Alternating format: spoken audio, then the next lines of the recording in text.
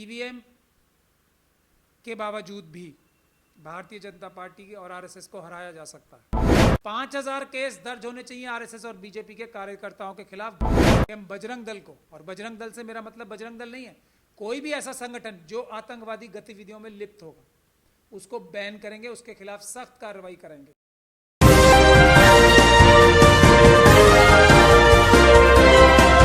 पल पल न्यूज से मैं हूं आपके साथ नदीम अकरम। कर्नाटक चुनाव के रिजल्ट जो हैं वो लोगों के सामने आ चुके हैं, जहां कांग्रेस 140 पर पहुंचती हुई दिखाई दे रही है तो वहीं 60 सीटों पर सिमटती भारतीय जनता पार्टी दिखाई दे रही है।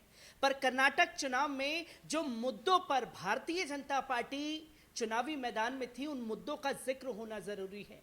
जहां हिजाब के मुद्दे को भुनाने की कोशिश भाजपा द्वारा की गई, कभी मीट बैन को लेकर के मुद्दा बनाया गया, कभी हलाला का मुद्दा बनाया गया, तो कभी अजान बैन के मुद्दे को भुनाया, तो कभी बजरंग दल को बजरंग बली से जोड़ करके मुद्दा बनाने की कोशिश की।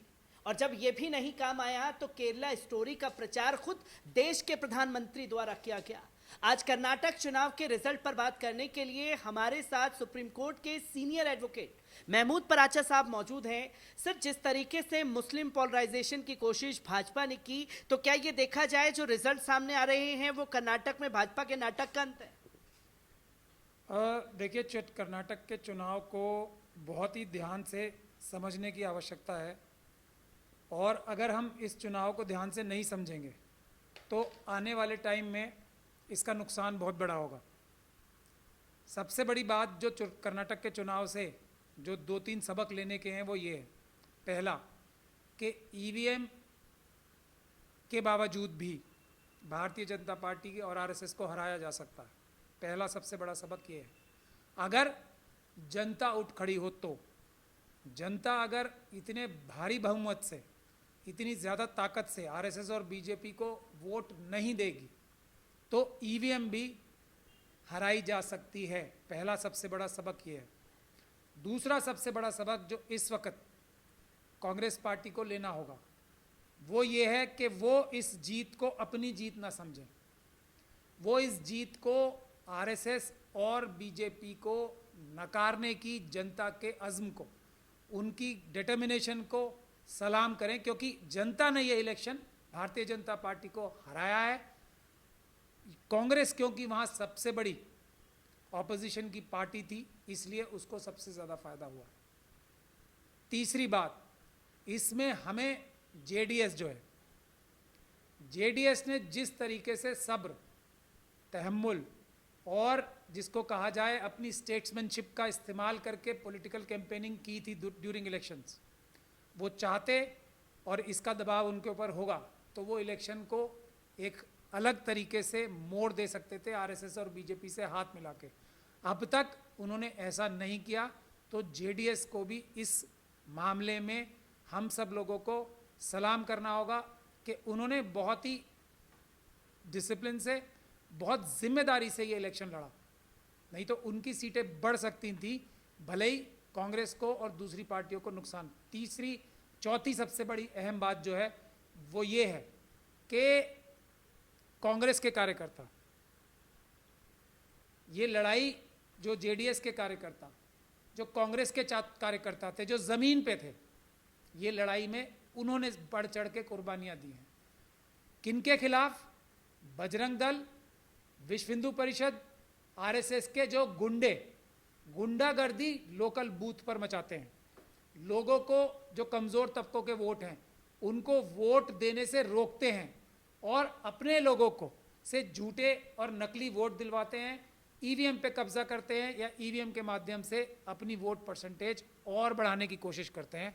एक तो ईवीएम में इंटरनल सेटिंग होती है जो ऑटोमेटिक होती है बाय डिफ़ॉल्ट, जो ईवीएम मशीन में ही है। दूसरा, ईवीएम के ज़रिए जो बूथ कैप्चरिंग होती है उसको करने के लिए जो रोकने का काम किया है वो ऑपोजिशन पार्टीज़ के जितने भी कार्यकर्ता थे।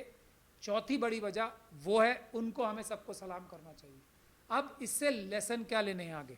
लेसन ये लेना है कि किसी भी हालत में, किसी भी कीमत पे कांग्रेस पार्टी को करप्शन, जो सबसे बड़ा मुद्दा था, जो लोगों ने कर्नाटक के, समझदार लोगों ने कर्नाटक के रियलाइज़ किया कि ये हमें धर्म के नाम पे भटकाते हैं और हमारी जो लूट मचाते हैं उसके खिलाफ वोट है ये बजरंग दल के खिलाफ वोट है, क्योंकि बजरंग दल के कार्यकर्ता सिर्फ कोई मुस्लिम कम्युनिटी को ही तंग नहीं करते हैं, सबके साथ जाके गुंडागर्दी करते हैं, सबके साथ जाके एक्सटॉर्शन करते थे, सब जगह लूट मार डकैतियां कर रहे थे बजरंग दल के कार्यकर्ता। तो उसके खिलाफ रिएक्शन है, ये बात समझने का है।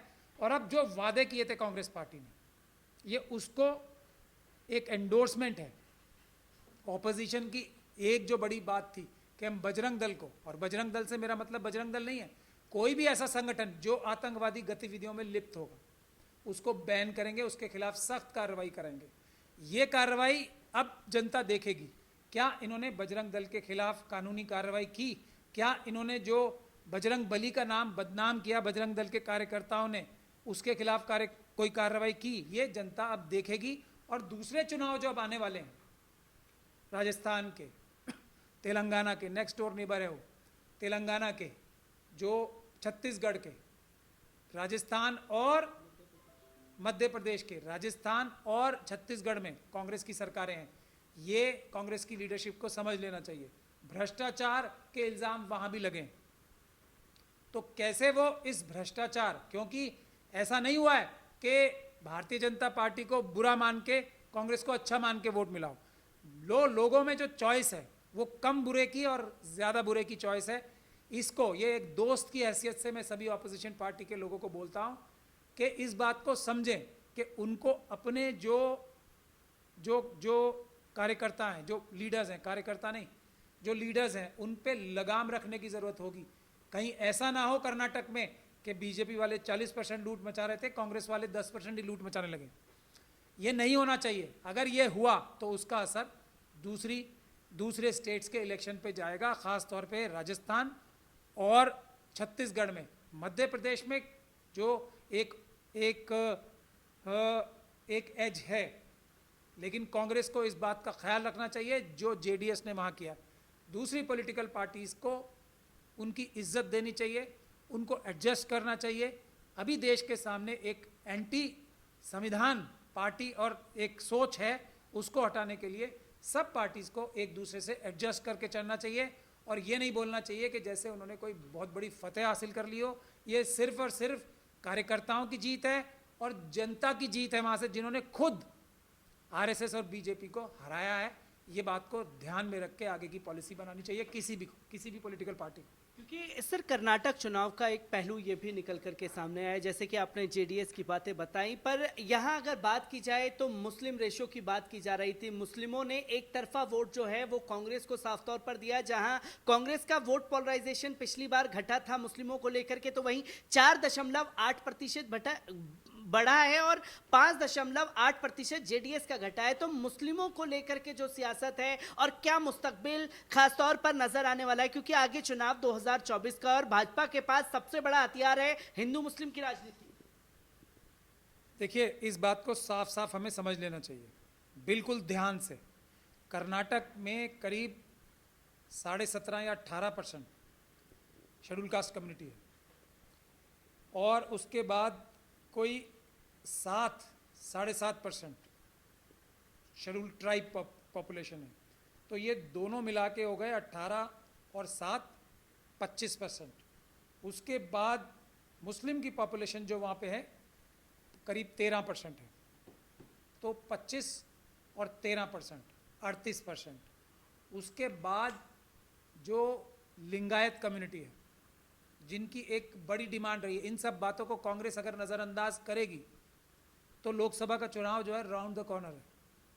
लिंगायत कम्युनिटी की ये मांग रही है कि वो एक अलग धर्म है, बड़ी मांग है ये उनकी। ये येदुरप्पा साहब इस बात को मान चुके हैं, जितने लिंगायत कम्युनिटी के लीडर्स हैं वो इस बात को मानते हैं और लिंगायत धर्म को अलग धर्म बनाने के लिए एक बहुत बड़ा आंदोलन चल रहा है। सिद्धारमैया साहब से ये बात पूछ लेनी चाहिए। और अब ये सिद्धारमैया साहब का सबसे बड़ा टेस्ट होने वाला है। मैंने उनके साथ 1-2 रैलीज अटेंड की हैं बहुत पहले, जो सोशल प्लेटफॉर्म्स पे थी। तो अपने पुराने वादे सिद्धारमैया साहब को भी याद कर लेने चाहिए। तो ये सब कॉम्बिनेशन बन के और भारतीय जनता पार्टी, आरएसएस, बजरंग दल, विश्व हिंदू परिषद, हिंदू सेना की जो लूट और डकैतियां उनके कार्यकर्ता कर रहे थे नीचे लेवल पे भी, ये उनके खिलाफ रिएक्शन है। अगर इन लोगों के इंटरेस्ट को वॉच नहीं करेगी कांग्रेस, करप्शन के खिलाफ काम नहीं करेगी कांग्रेस, जो आतंकवादी गतिविधियों में लिप्त हैं उनको पकड़ के आतंकवादी केस दर्ज नहीं करेगी कांग्रेस की सरकार, जो लोगों ने भ्रष्टाचार किया है, अब क्योंकि आरएसएस के लोग कांग्रेस में भी अंदर तक घुसे हुए हैं, कर्नाटक में भी, अब वो अपने लोगों को करप्शन के केसेस से बचाने की एक मुहिम चलेगी। आने वाले 2-3 महीने में अगर हजारों केस भारतीय जनता पार्टी और आरएसएस के कार्यकर्ताओं पे भ्रष्टाचार के दर्ज नहीं होते, तो ये रिफ्लेक्ट करेगा कांग्रेस की जो पॉलिसी है उसके ऊपर कि वो भी कॉम्प्रोमाइज कर रही है करप्शन से। कर्नाटक के अंदर भी कम से कम 5000 केस दर्ज होने चाहिए आरएसएस और बीजेपी के कार्यकर्ताओं के खिलाफ भ्रष्टाचार के, अगर वो 40% की सरकार चला रहे थे तो 40% मतलब कमीशन की सरकार चला रहे थे, तो उसको अगर एक्शन नहीं लिया जाएगा तो उसका नतीजा बुरा होगा। जो हर गलत काम, चाहे करप्शन का किया हो आरएसएस और बीजेपी की सरकार ने, चाहे बच्चियों को स्कूल से दूर रखने का जो तरीके उन्होंने अपनाए थे, हिजाब को रोकने का मतलब उनका और कोई नहीं था, हिजाब रोकने का मतलब ये था कि महिलाएं जो है पढ़ने नहीं जानी चाहिए, वो सभी पॉलिसीज़ को अगर आने वाले कुछ दिनों में अगर चेंज नहीं किया जाएगा तो कांग्रेस का भी वही असर होगा जो भारतीय जनता पार्टी का अभी हो रहा है। सर, इसी के साथ साथ मैं एक आखिरी सवाल आपसे लेना चाहूँगा, क्योंकि कर्नाटक के चुनाव को इस तरीके से दिखाया गया कि सेमीफाइनल है, पर कुछ लोग पहले से इसका अंदाज़ा लगा रहे थे कि भारतीय जनता पार्टी खासतौर पर कर्नाटक चुनाव हार जाएगी, 2-3 राज्यों में और हारा हुआ दिखाएगी, क्योंकि मेन लक्ष्य जो है वो 2024 का है। तो क्या आप भी मानते हैं कि ईवीएम को लेकर के जो सवाल है वो ईवीएम को लेकर के सवाल उठते रहने चाहिए 2024 के इलेक्शन तक के लिए? देखिए, सवाल नहीं उठते रहने चाहिए, बल्कि मैं आपसे ये खुद ही बात कहने वाला था, अच्छा वो आपने पूछ लिया। 3-4 चीज़ें अभी आगे करनी है। अब जब ईवीएम को जनता की ताकत ने हरा लिया है, हम लोग तो कर ही रहे हैं, लेकिन सारी पॉलिटिकल पार्टीज को करना चाहिए, हमने तो पहले से ही ऐलान कर रखा है। अब हम सुप्रीम कोर्ट के न्यायाधीशों को और जो जुडिशियल सिस्टम को बचाने के लिए जो मुहिम चला रहे थे, अब हम एक दूसरा संस्थान है इलेक्शन कमीशन ऑफ इंडिया, जिसकी पार्शियलिटी इस इलेक्शन में भी और सारे इलेक्शंस में नजर आती है। हम उनको बचाने के लिए भी जो निष्पक्षता है इलेक्शन कमीशन को, उसको बचाने के लिए भी एक उनके समर्थन में बड़ा मार्च करने वाले हैं कि जो इलेक्शन कमीशन के अधिकारी हैं वो डरे नहीं, देश की जनता उसके साथ है। मिशन सेव कॉन्स्टिट्यूशन बड़ा आंदोलन अभी छेड़ने वाला है। ये टाइम है, जब जीत हुई है तब भी ईवीएम के खिलाफ काम करने का सबसे अहम टाइम ये है। ईवीएम को किसी भी हालत में जाना पड़ेगा। जो यूपी के चुनाव हो रहे हैं अभी आप देख लीजिए, और उत्तर प्रदेश के मुख्यमंत्री जो बीजेपी की इंटरनल टसल चल रही है ना अमित शाह जी से और इनकी, अभी योगी आदित्यनाथ जी एक बड़ी प्रेस कॉन्फ्रेंस करके बोल रहे थे कि 17 में से 17 म्यूनिसिपल कॉरपोरेशंस के जो इनके चेयरमैन के इलेक्शन हुए हैं वो हम जीते हैं, अनप्रेसिडेंटेड, ऐसा कभी नहीं हुआ। यानी कि वो मोदी जी से भी बड़ा नेता अपने आप को बताने की चेष्टा कर रहे हैं। हालांकि उन्होंने मोदी जी का जिक्र अपने प्रेस कॉन्फ्रेंस में किए, लेकिन ये बता रहे हैं कि ऐसा रिजल्ट कभी नहीं आया है। जब आज एक तरह की मीडिया जो मोदी जी के, ये और ये भी वही आरएसएस क्रिमिनल मीडिया है, मोदी जी के खिलाफ एक तरीके से कैंपेन चला रही है योगी जी को ऊपर करके, तो अमित शाह जी की ताकत थोड़ी कम पड़ रही है, इसको भी ध्यान में रखना चाहिए। योगी जी एकदम ऊपर आ रहे हैं, लेकिन वहाँ पे भी क्या सबक है, ईवीएम से जहाँ जहाँ इलेक्शन हुए हैं, जो अमित शाह जी का ईवीएम का जो फॉर्मूला है ना, वो योगी जी उनसे अच्छा इस्तेमाल करके जहाँ जहाँ ईवीएम से इलेक्शन हुए हैं उत्तर प्रदेश में, वहाँ का रिजल्ट देख लीजिए, जहाँ जहाँ पेपर बैलेट से हुए हैं वहाँ का रिजल्ट देख लीजिए। जबकि उत्तर प्रदेश के पुलिस और प्रशासन ने शेड्यूल कास्ट, शेड्यूल ट्राइब, जो शेड्यूल कास्ट कम्युनिटी है खास तौर पे, उसके वोट कटवाए हैं पूरे उत्तर प्रदेश में मिलके, मुस्लिम कम्युनिटी के वोट कटवाए हैं पूरे उत्तर प्रदेश में, जो दूसरी ऐसी जो समूह हैं जो भारतीय जनता पार्टी के खिलाफ रहते हैं उनके वोट कटवाए हैं, और लोगों को वोट डालने नहीं जाने देने के लिए प्रशासन का, पुलिस का जो इस्तेमाल किया है वो पूरी दुनिया ने देखा है। लेकिन फिर भी जो पेपर बैलेट से रिजल्ट आएंगे वो देखिएगा, और जो ईवीएम से रिजल्ट आए वो 100 आउट ऑफ 100 आए, और जो पेपर बैलेट से आएंगे वो। तो हम उत्तर प्रदेश में भी 2 काम हम करने जा रहे हैं तुरंत। Mission save constitution Uttar Pradesh में बहुत बड़ा कैंपेन लॉन्च करने जा रहा है।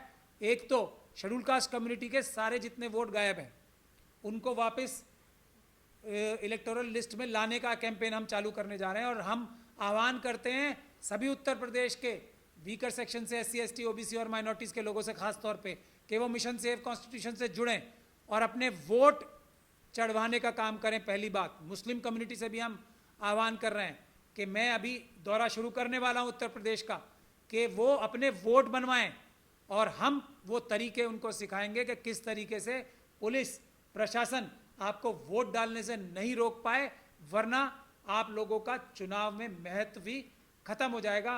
शेड्यूल कास्ट कम्युनिटी का, शेड्यूल ट्राइब कम्युनिटी का और माइनॉरिटीज़ का खास तौर पे। क्योंकि सर जैसे कि यूपी निकाय चुनाव का आपने जिक्र कर दिया है, तो मैं ये जानना चाहूँगा आपसे, क्योंकि तमाम जगह पर ये देखा गया जहां मुस्लिम कॉन्स्टिट्यूंसी में लोग वोट डालने जा रहे थे उन्हें पुलिस वालों ने वोट डालने से रोका, और कई तस्वीर तो ऐसी आई कि जहां मुस्लिम वोट डाल रहे थे वहां बैलेट पेपर में तेजाब और पानी डलवाने का काम भी भाजपा द्वारा किया गया है। और ये भी तस्वीर देखी जो बड़ी मुस्लिम लीडरशिप उभर करके आ रही थी, मौलाना तौकीर रजा खान के ऊपर तमाम तरीके से आरोप लगाए, और आज उनकी पार्टी के 4 उम्मीदवारों ने जीत का परचम लहराया। तो कैसे देखते हैं इन चीज़ों को? मैं आपको बोल रहा हूँ ना, कर्नाटक में फर्क डालने का काम किसने किया? जो कार्यकर्ता थे, जो बूथ लेवल के कार्यकर्ता थे। यूपी में भी वही काम, जो पॉलिटिकल पार्टियां, यूपी की जो लीडरशिप है ख़ास तौर पे माइनॉरिटीज़ की और शेड्यूल कास्ट कम्युनिटी की, जो उनकी लीडरशिप है उसको ध्यान देना पड़ेगा। नहीं तो मिशन सेव कॉन्स्टिट्यूशन वो काम करने जा रहा है कि किसी भी हालत में, किसी भी कीमत पे सरकारी तंत्र को वोट डालने से रोकने के लिए ना इस्तेमाल किया जाए। इसका हम पूरा चार्ट बना के, इसकी पूरी स्कीम बना के एक एक जगह अपने लोग खड़े करेंगे ताकि किसी भी हालत में कमज़ोर तबकों को वोट देने से ना रोका जाए। उसीलिए हम यूपी में बड़ी मुहिम का ऐलान आज मैं आपके ज़रिए कर रहा हूँ। मैं मौलाना तौकीर रज़ा से भी बात करूँगा कि ये हमारा सबसे पहला काम है। अब एक तो जो वोट काट दिए गए हैं, लाखों नहीं करोड़ों की तादाद में वोट काटे गए यूपी से कम 60-70 लाख से ज़्यादा वोट काटे गए हैं शेड्यूल कास्ट कम्युनिटी के, और शेड्यूल मुस्लिम कम्युनिटी के उत्तर प्रदेश में 1 करोड़ के आसपास के करीब वोट काटे गए, जो वो हम वापस डलवाएंगे। पहला काम SC ST जो माइनॉरिटीज़, शेड्यूल कास्ट और OBC के करीब 1 करोड़ के करीब वोट गायब हैं उत्तर प्रदेश से, ये ध्यान में रखने की बात है। और इसके अलावा किसी भी हालत में हमारे लोगों को वोट देने से ना रोका जाए, उसका सिस्टम भी डेवलप करने के लिए हम लोग मिशन सेव कॉन्स्टिट्यूशन की तरफ से यूपी का एक बड़ा मुहिम शुरू करने वाले हैं। उत्तर प्रदेश और बिहार 2 ऐसी स्टेट्स हैं जो अगर पूरे देश में भी हम लोग मेहनत करके जो काम कर पाएंगे, उत्तर प्रदेश और बिहार में इन 2 जगह से अगर हम मेहनत कर लेंगे ठीक से, तो भारतीय जनता पार्टी और RSS जो है मेरे ख्याल से 50 का आंकड़ा भी पार नहीं कर पाएगी लोकसभा की सीट में। और मैंने कहा था कि इलेक्शन कर्नाटक में जब ही फ्री एंड फेयर होगा जब भारतीय जनता पार्टी की 10 से कम सीटें आएंगी। यूथ कर्नाटक में इलेक्शन अभी भी फ्री एंड फेयर नहीं हुआ है। जब 60 सीटें आ रही हैं तो ये 50 सीटें जो एक्स्ट्रा आई हैं भाजपा की, वहाँ पे ये बात साफ दिखाती है कि वहाँ पे फ्री एंड फेयर इलेक्शन नहीं हुआ है। हमें इस बात का ध्यान रखना पड़ेगा उत्तर प्रदेश में खास तौर पर। एडवोकेट महमूद पराचा साहब हमारे साथ मौजूद थे, जिन्होंने कई सारे गंभीर सवाल खड़े हुए, और कर्नाटक के चुनाव को रिजल्ट मान करके संतुष्ट होकर के बैठना नहीं है। आगे के लिए जो 2024 का लोकसभा चुनाव है उस पर जमीनी स्तर पर आम जनता को खड़ा होना पड़ेगा, तमाम कार्यकर्ताओं को खड़ा होना पड़ेगा जो भारतीय जनता पार्टी को रोकने का काम कर सके।